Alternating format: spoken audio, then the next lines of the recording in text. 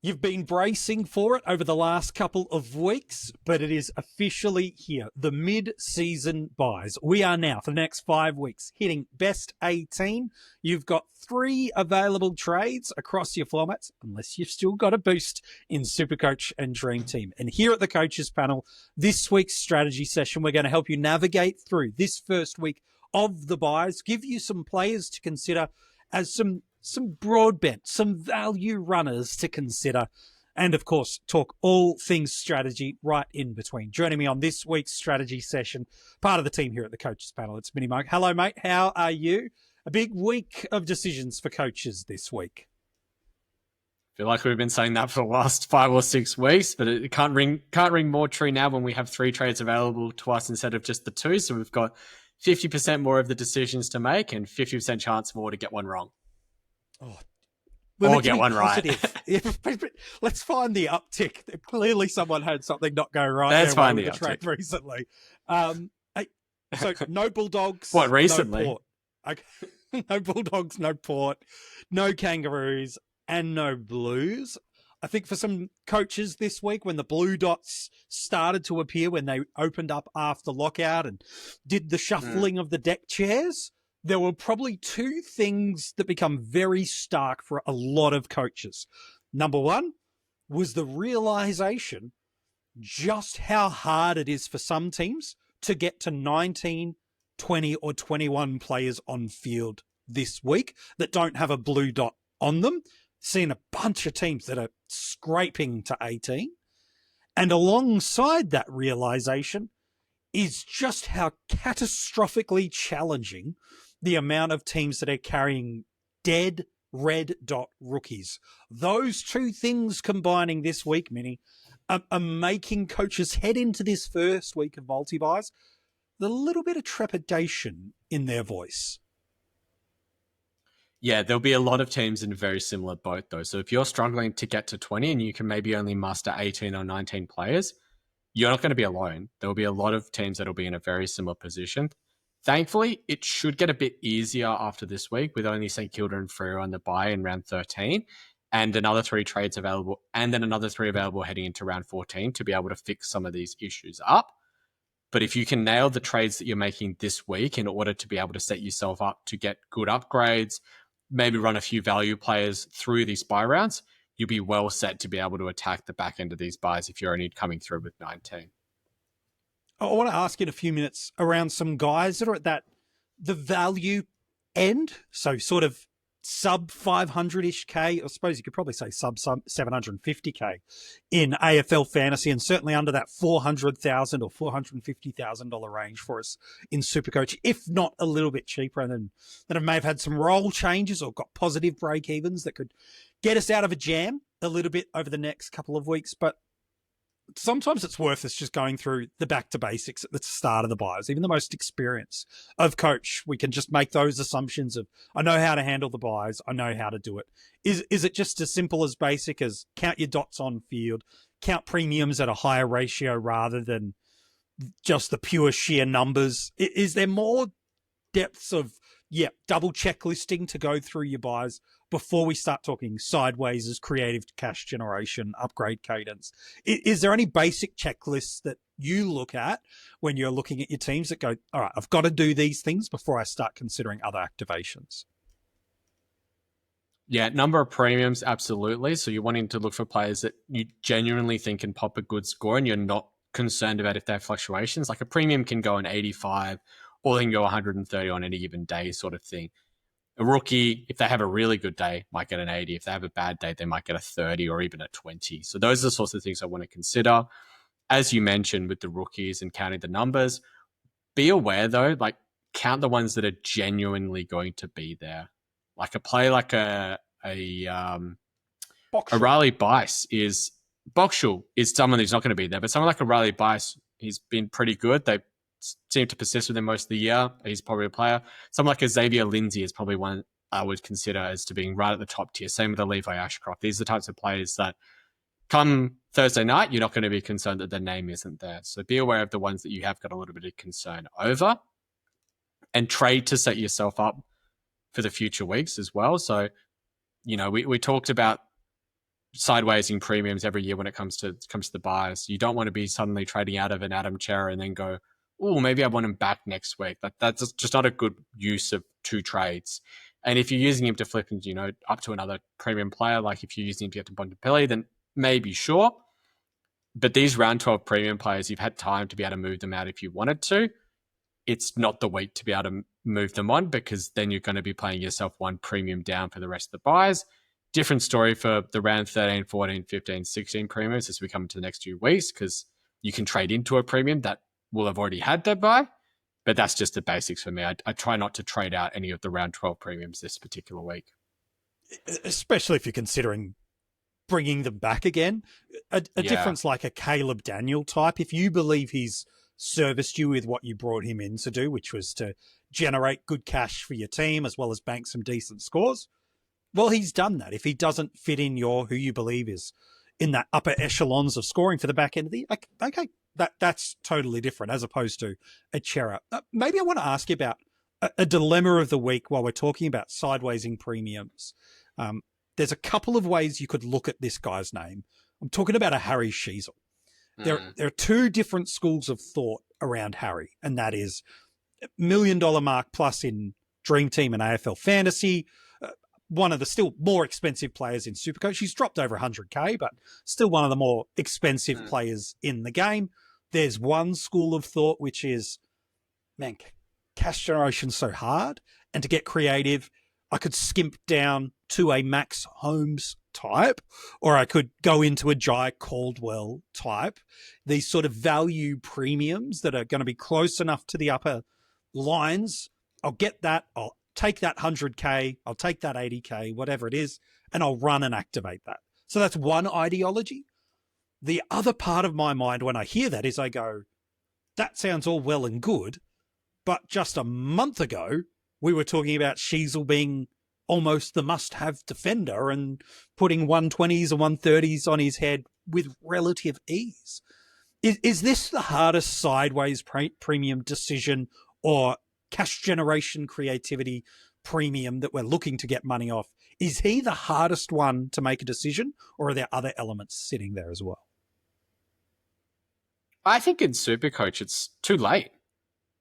Like, if you're trying to get the cash and trying to get creative with it, you're better off trading a Tristan Cherry who's going to be at 750K than you are to trade a Harry Sheezel who's at 515K. Like, if we're talking about ways to generate cash, if Bailey Smith doesn't play this week, he's 620K in SuperCoach. You can take him down to, an Isaac Rankin if you don't have him and make 100K.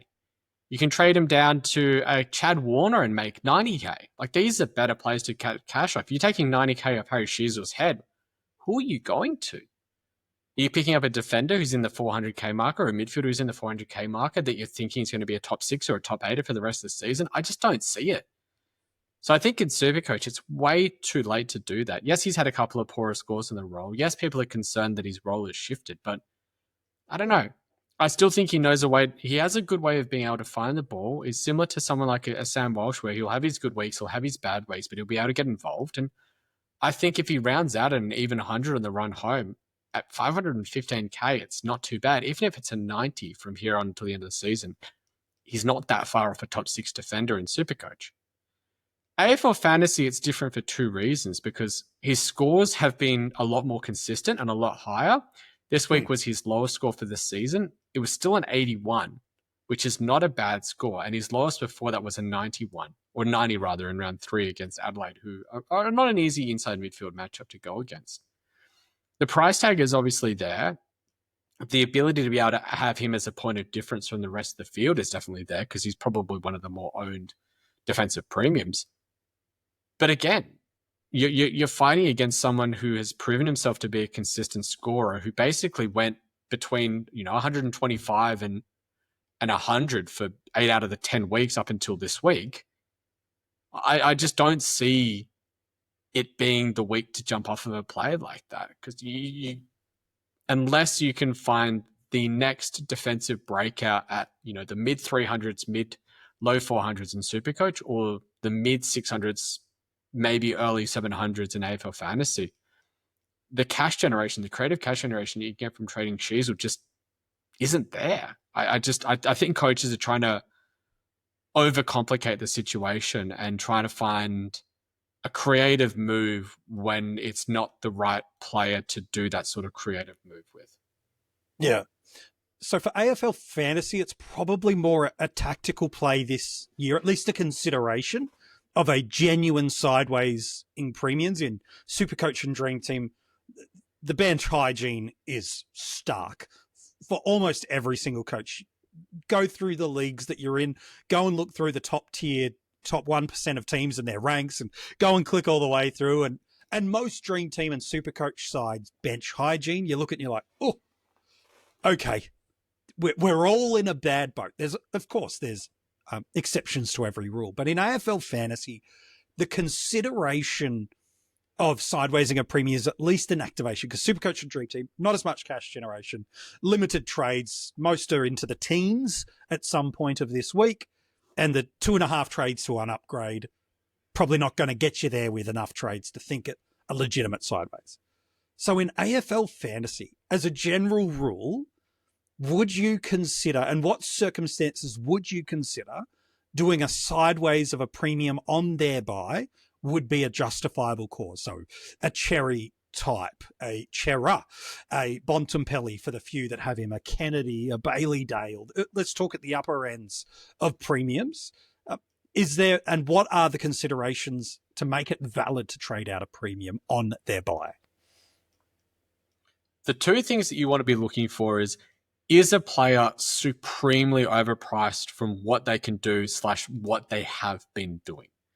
If a couple of years ago, it was an Errol Goulden who'd done 143 weeks in a row and was priced at close to 1.2 million before we had a bit more of the price scaling in AFL Fantasy. And I think it was about 700 in SuperCoach. But up until that season point, his average was still only about 110.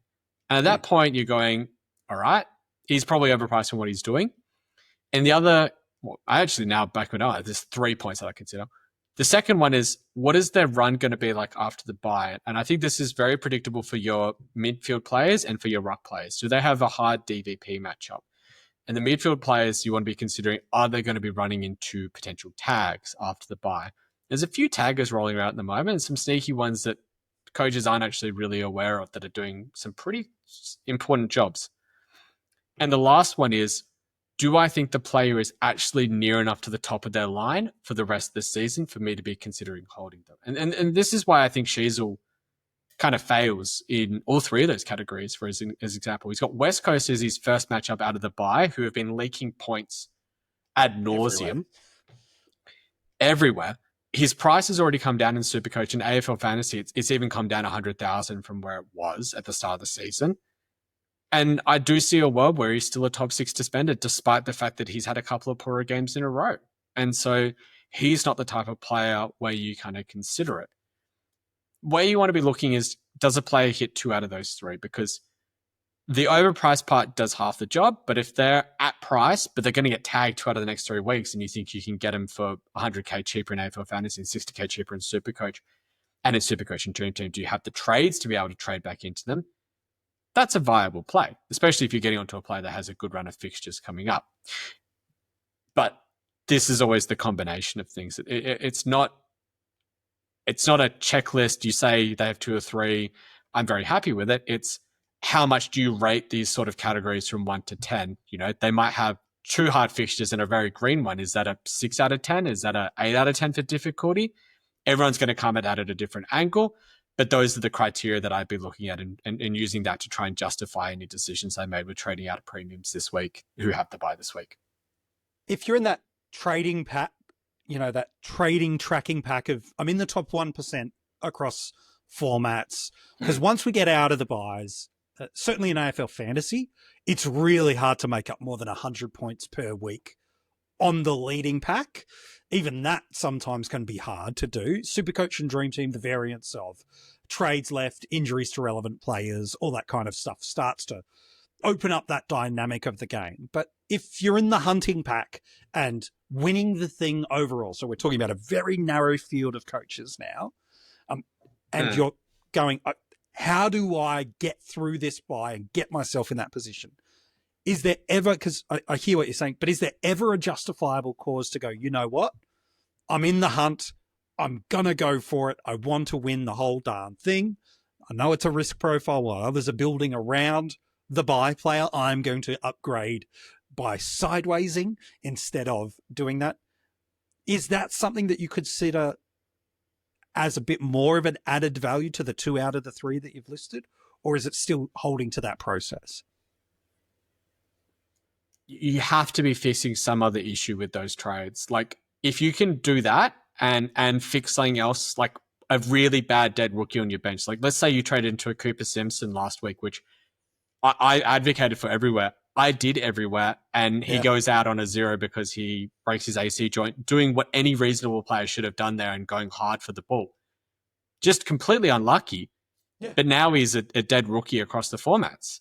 Like, but if you can say, I can trade out of a Harry Sheezel and go to, maybe you want to go to a Tom Stewart and get really funky, make nearly 300K that way, and say, you know what, I'm going to use that. I'm going to put 300K onto Cooper Simpson's head, and I can afford a Kadeen Coleman and play a little bit of DPP game.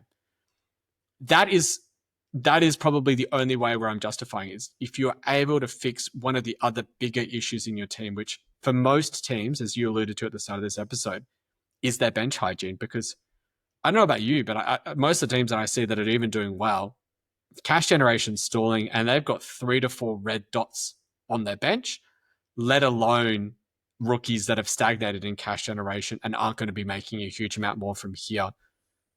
We are waiting for that next cycle to come through. We've had Lombard confirmed to debut. Now, I wouldn't be shocked if he's in the vest this week, so I would be very cautious of going there this week, and as much as we want to go blind.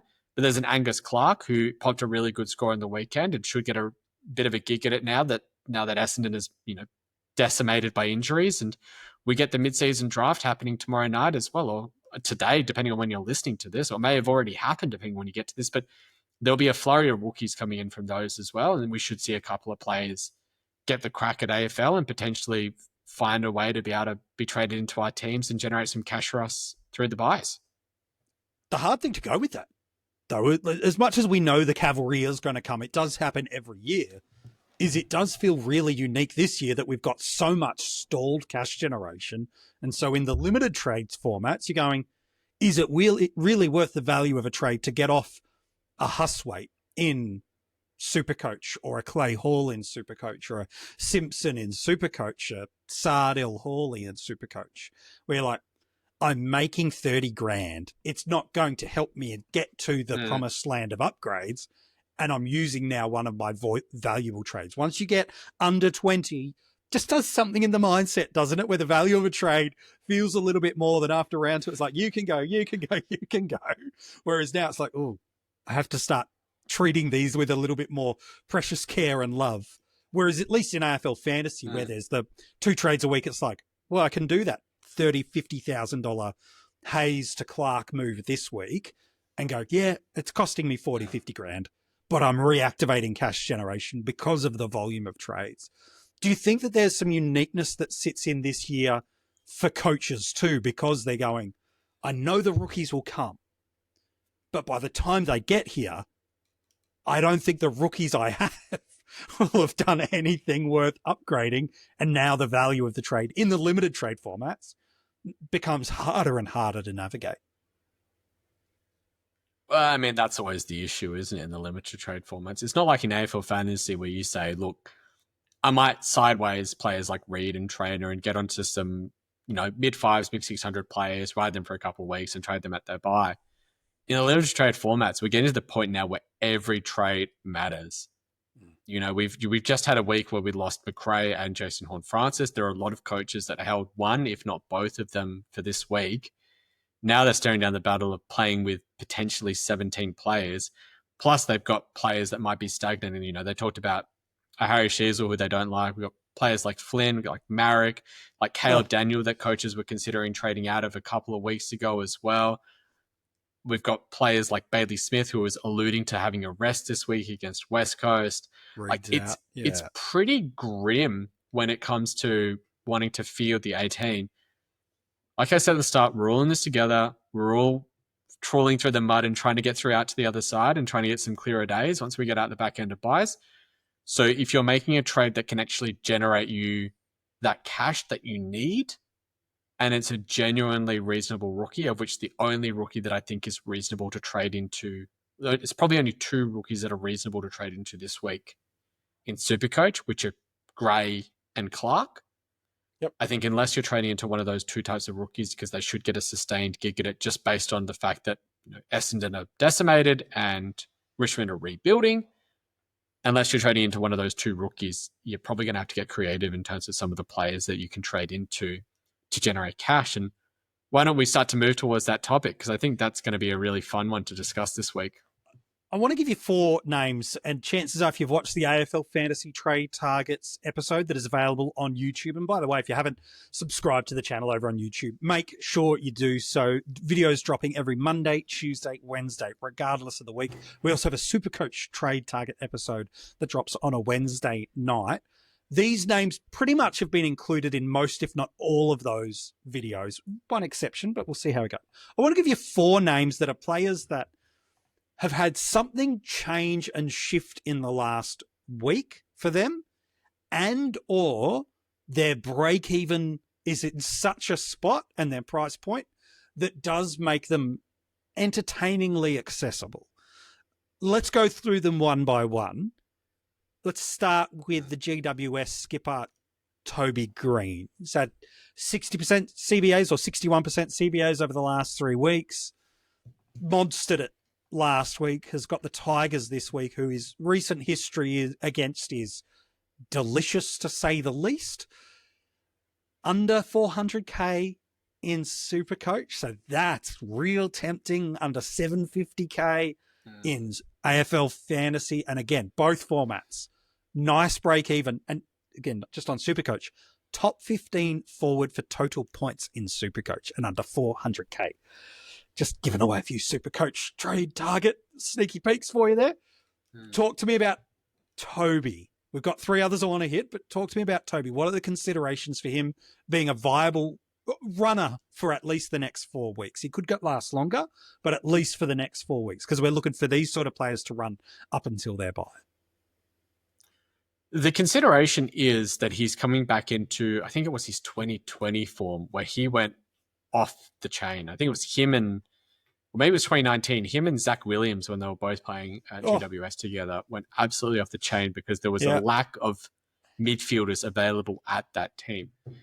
They've gotten towards a similar state with, Cornelia being out, Callahan being out, Kelly being out, but potentially coming back in this week. But the question is, where do they want to use Kelly? Like, do they want to use him as a centre midfielder, or do they want to use him on one of the wings? Because that's where he's been playing a lot prior to these injuries. I think he's the one that's sneakily gone under the radar a bit. And the reason why is because of one of the points I alluded to earlier, which was about taggers. I don't know how many people watched that Freo versus GWS game closely, but there was a lot of attention given to Toby Greene in that game from a tagger who the week before spent a lot of time running with Nick Dacos in Corey Wagner. And he has actually started to do a job on a few players and done pretty reasonable jobs. He did a pretty good job against Zach Butters on the weekend. And he's one that I'd be considering the players that I'd be bringing into because he's been clamping. So that shadows his 74 in SuperCoach a little bit. Let's say there wasn't a tag and give him about a 90. And then he's got 127 against Carlton, who are not an easy matchup by any means. As you said, it's Richmond this week. It's pretty good. They're at home against. That's not too bad. It's Port Adelaide the week after, who are struggling now a bit. No Joyce and Hon Francis for that week, maybe. Who knows? They might be a bit refreshed. But Port Adelaide have also been looking to tag. They run a bit of a dual setup with Bergman and with Drew, paying a lot of attention to a couple of players. So there's a chance that one goes to Tom Greene and the other one goes to Toby. Brisbane at the G, they're not really tagging. Sorry, the Gabba rather. They're not really tagging at the moment. That being said, they're not an easy matchup. But after the bye, West Coast at Optus, Geelong, would you see a Mullen running with him? We might have Callahan back by that point. I suspect that Mullen might run with a player like that instead of a Toby Greene. And then Essendon. And that caps off a phenomenal kind of 2-month block of fixtures. It's around 16 forwards. are pretty bare, aside from Baz Smith, I'd say. Yep. It's a very interesting play. I think it's one that I would very much consider in SuperCoach. Probably not in AFL Fantasy as much, but in SuperCoach, absolutely. I like it. Let's then head to an earlier buy round because the others I'm interested. And let's head to the mids. We'll go forward, mid, and then we'll do another forward, mid off the back of that. Angus Sheldrick. That's good. The burn man of opening round was in many a team, was the super huge value mid. We watch him in opening round. He avoids the vest to start with and then doesn't do great. Gets a couple more opportunities, vest impacted. But the last fortnight has dodged both of those. Now, whether injuries have created those opportunities, but I think the fact that both Mills and Adams came back last week and still Angus didn't start in the vest would give coaches some level of encouragement. What's your level and appetite of jumping into a player like him? Because he's looked good. Let's be honest. He has looked good over the last fortnight. But the previous 2 months before that would not fill coaches with a ton of confidence. What's your take on Sheldrick as an option to run through the buys for us? Sheldrick is a very interesting one because he has had the numbers in the past to be able to score well. I'm just not convinced that he has the role that we need for him to be able to score well. Adelaide this week is probably about the restrictivest matchup that he can have given the position he's playing. He's kind of a hybrid half forward / winger / a little bit of centre bounce attendances. I don't know if he can sustain, 80s in AFL Fantasy and probably 80s in SuperCoach as well. I don't love him as much as some others do. And I don't know if he dodges the vest for at least the 2 weeks that we need him to, which is this week and next week. Round 14 buy is also one where we're not tight for numbers. Like we're probably trying to avoid having too many players on that buy. I think 12 and 14 by most coaches look to be the two hardest ones to navigate with how teams are looking. So I think that I would probably be avoiding him. But if you wanted to run him for 2 weeks in AFL Fantasy and he went back-to-back 80s with a break-even of 11, I mean, that's 80K, 90K, could be up to 600K, and you could sideways him or potentially get him up to a premium very easily. Yeah. If you think he dodges the vest the next 2 weeks, I think that he can make that 100K. I wouldn't go there in SuperCoach, though. No, I agree. SuperCoach, the risk profiles through the roof in those limited trades. Anyone that's got the vest history that he does, and politely, all it takes is a couple of brain fart moments that unfortunately haven't been unaccustomed to him at this part of his young career, and he is a young developing player. I don't love that one. I think there are better options under 300,000 in SuperCoach if you're desperate to do that. I think there are better options that, to me, offer the same level of scoring capacity, a lower risk profile, and maybe arguably better scoring, actually. And one of those is forward eligible, and that's Kai Lohmann. I'm a little too bullish on this one, Mini. I might need you to talk me down off the ledge, because if you've watched my trade targets in SuperCoach over the last couple of weeks, I've kind of flagpoled that this one was on the way, and he made it this week into the AFL Fantasy trade targets too. I know the break even means you could wait another week, but he's got a very depleted Essendon defensive line he's coming up against this week. He's got 80s to 120 sort of territories within his wheelhouse, at least based off 2024 form. He's basically a rookie. Let's just call him what he is. He's, 30-40K more than what Sam Lawler was to start rookie. the year. It's a glorified rookie. He's a glorified history. What's your take on Kai? Is this a legit play across the formats? I mean, you should know that I think it's a legit play, given that I started talking about him about 3 or 4 weeks ago. I had it raised to me by another mate who said, did you know that Kai Lohmann got to 430K in SuperCoach last year? That's right. And he's priced at 200 odd K, 225. with an Essendon matchup for a team that's completely decimated by injuries, who has the round 16 bye. Like, we just talked about the two rookies that you're okay to trade into in Supercoach this week in Gray and potentially going early on Clark. It's 100k more to Kai Lohmann, who every week he is fit, he will be selected. And you want to know the craziest stat? He hasn't kicked a goal this year. And I think we all know how good he is. He could just have a bag in on any given day and kick 4 or 5. Like, he's one where if you are looking for a forward to stream this week in any of your draft leagues, put Kai Lohmann right on the board, because there's just a chance that he goes an 80 across the board this week. Like, AFL Fantasy, he's 350k. He's like 10k more than what Sam Lawler started his price at, essentially. Ridiculous. The break even is 29. It's if it goes a 60 this week, a 60, which is all, he went a 58 against Hawthorn. If he goes a 60 this week, he goes up about 15 to 20k, and he just keeps chugging along and keeps chugging along.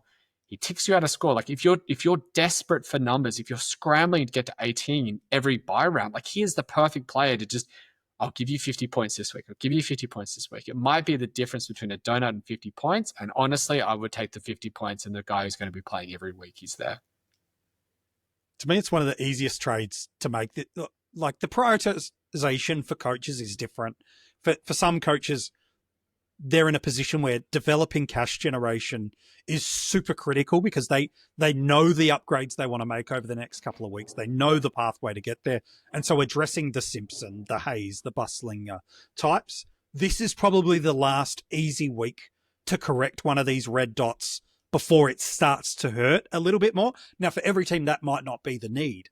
But when you've got a Clark in AFL Fantasy sitting there, you've got a Lohmann sitting there in AFL Fantasy and Supercoach and Dream Team for you this week, to get off the Simpson, like, these are the kind of gifts that you look for. For me, Lohmann's one of the easier downgrade or correctional red dot moves that I'd be looking to make this week, because the fixture's good, the buyer's good. And like you said, even if he just goes 50s for the next month, which is on the lower end of what a non-injured Lohmann is. And that's where he has got to where it is, like 3 or 4 injury impacted vests.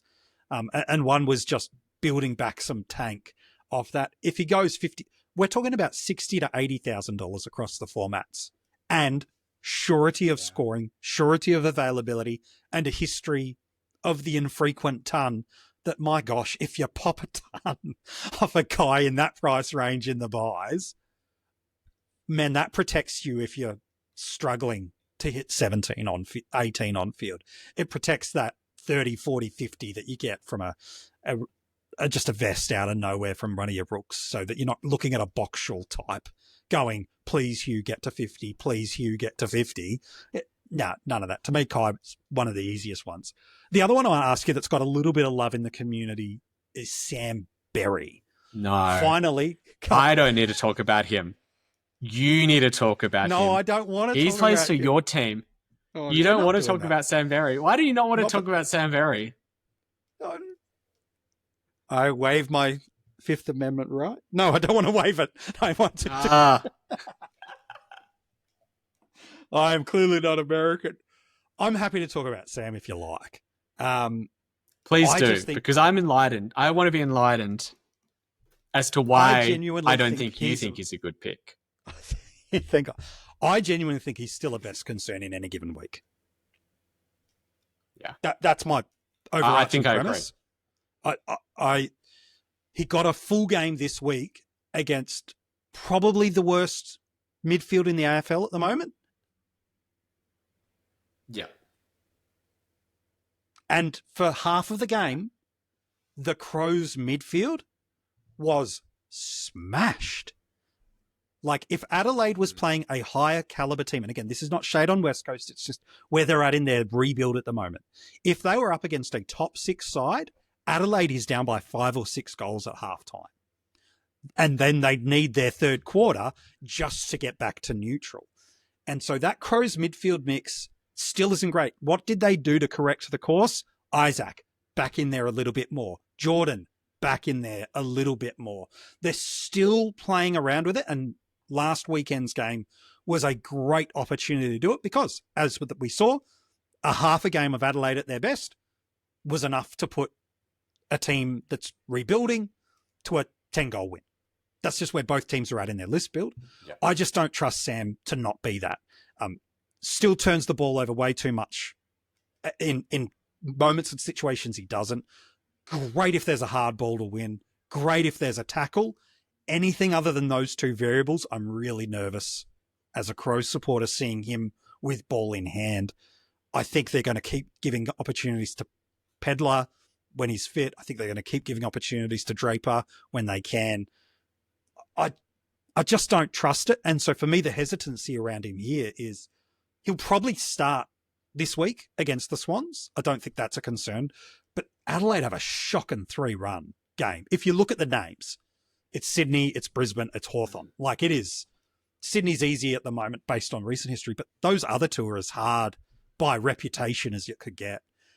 I can just see a world where the Crows go, no, we need explosiveness, get Draper in, Berry, you're out. Or no, Berry, we want your full game presence in a condensed third of the game. So draft, sure, knock yourself out, but trading into a guy. Especially if you're playing if you're playing best 15 out of 18 or best then 9 fine, out of 12 in your draft league, go for it. There's no risk, right? But in Classic, when you're looking at best 18, you're struggling in most cases to get more than 19 or 20 on field, let alone 18 good scoring options not just available. For a guy that screams vest to me at any given week, Sam's a high-quality person. I think he has AFL caliber about him, but the way the Crows midfield mix is currently shaped, not unless Peatling goes down as well. Not unless Dawson goes down as well do I have any strength in that pick. I wouldn't do it. There's one more that you didn't put in there, and you and I had a bit of a chat about him basically on Sunday night, and I think we might have changed our opinions a little bit with the injury report that's come out. It's Xavier O'Halloran from GWS. And he's one who's not gotten a lot of love. Now, I don't think this is a SuperCoach play. I don't think he's a SuperCoach play because his score over there this weekend wasn't good. But I think it's a genuine AFL fantasy play because it's the same fixture as what Toby Greene had, obviously. Agree. But he comes in so much cheaper. He's under 500K. I think it's like 470. It's under 500. He's got a break even that's 8 this week with the Richmond matchup. And he's getting 50% CPAs. I don't see him being in the vest anytime soon either. Like he was in the vest for a couple of games and he's been pretty consistent since then. I genuinely think I'd put him in the same category as a Kai Lohmann. I think it's a good probably shout. Not as secure in his job security, but I think he has a higher ceiling about him and an easier access to points about him. I'd seriously consider him in AFL fantasy and potentially even in Dream Team as a 3-week play just to get the cash gen ticking over again. If you can fix up a couple of red dots and say, I'm going to wait a week on an Angus Clark because he's got the Brisbane matchup this week on the Thursday night and you just want to see it again, by all means, that makes sense. And if you can get a Kai Lohmann and a Xavier O'Halloran and still maybe do a mini upgrade to someone, then man, I think that is a really interesting play in AFL fantasy this week. What is it? A 50 goes up like 35, 40 grand this week, and that's his average? Yeah, about that. Yeah. So, and you look at his scores in the last 3-4 weeks, his lowest is a 51, and GWs were pretty poor on that day. I don't see them being pretty poor against Richmond this week. No. I think there's a genuine chance he scrapes another 80 again. And you're away. Again, another one. That happens. If he's on your waiver wires in draft leagues, or if he's like just a free pickup as a streamer, fantastic option this week. 100%. Like a lot of Shiva-based teams that are running 14 or 15 on-field scorers and a couple are dropping out, much like Classic owners are experiencing this week. Okay, high reward, low risk, right?